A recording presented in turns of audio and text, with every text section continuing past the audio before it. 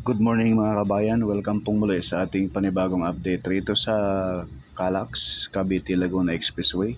Dito sa portion ng silang Aguinaldo Interchange. No? Ayan po mga bayan, sa baba nitong kahabaan ng Aguinaldo ay sobrang lalim na po yung hukay nila. Hanggang konektado na po ito doon sa mismong silang interchange, no? Ayan, no? Yan po yung ilalim ng tulay na yan mga bayan. Papunta na po rito sa ilalim ng Aguinaldo Highway. So ang Calax ay ilalim dadaan. Samahan niyo po si Porca Studio mga bayan sa ating panibagong update rito sa Cavite Laguna Expressway. Mula rito sa silang Aguinaldo Interchange hanggang doon sa Governor's Drive Interchange mga kabayan.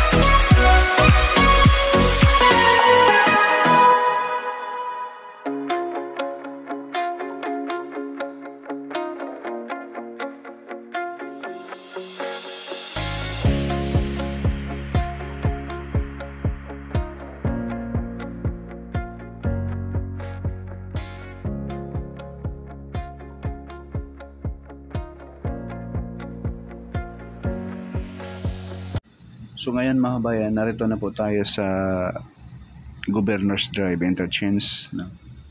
Ayan, yung progress ngayon ay sobrang lalim na po. Yung mismong Governor's Drive Interchange ay lalim dadaan yung mismong alignment nitong Calax. Ayan, so sa bandang kanan natin, yan po yung papuntang Aguinaldo, no? Kung saan tayo galing kanina.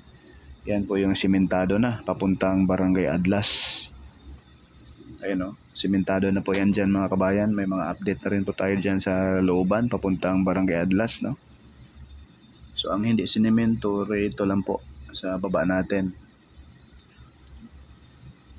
Yung pakaliwa papuntang SM Dasma, Robinson Dasma at papuntang Carmona. Itong kanan papuntang Gentry, no? So yung baba, yan, sobrang lalim na ang hukay mga kabayan. Grabe, oh.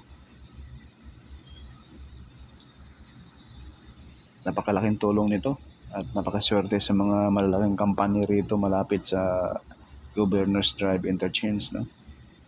At yung mga subdivision na napakarami rito. Kaya itong Cavite mga kabayan, future mega city po ito dahil napakalapad at maganda rin yung location. Mga ilog ay malalim, malayo sa baha. Ayan yung baba natin, oh.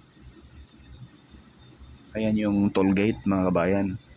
Kakaiba yung style rito sa Calax. Ginagawa pa lang, may gumagawa na rin doon sa toll gate. Hindi gaya sa SLEX TR4. Yung in-update natin na tapos na yung kalsada, yung pinaka main line ng SLEX, pero yung toll gate wala pa. Huli. Kaya abang-abangan natin, no, sa ating mga update sa Calax at sa SLEX TR4.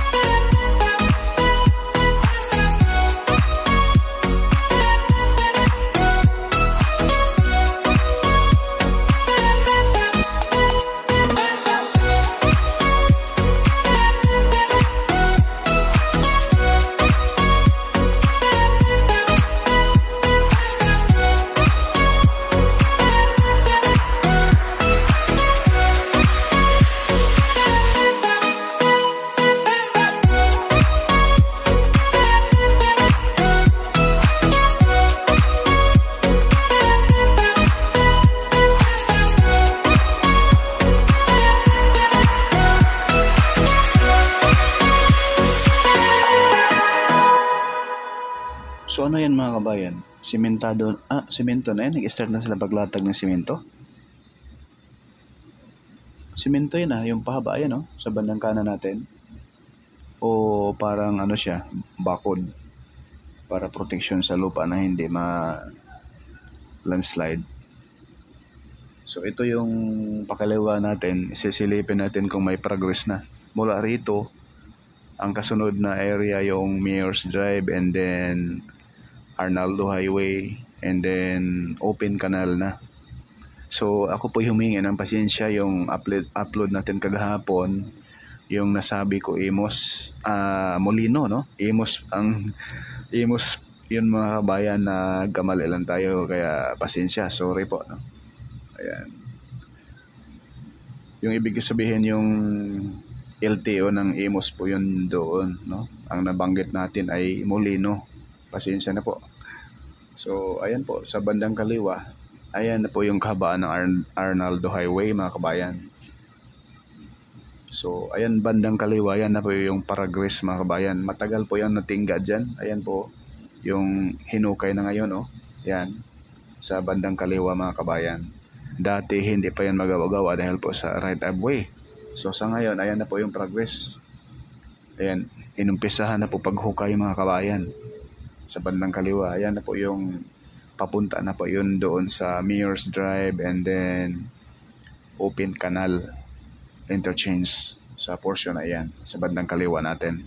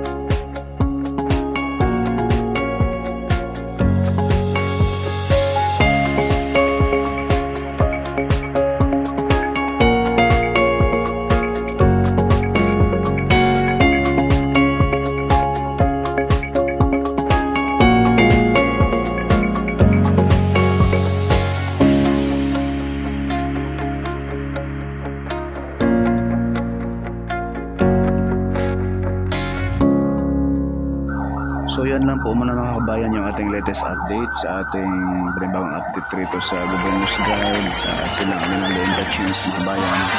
Samahan po sa pag-resolve sa susunod na update natin. Maraming salamat.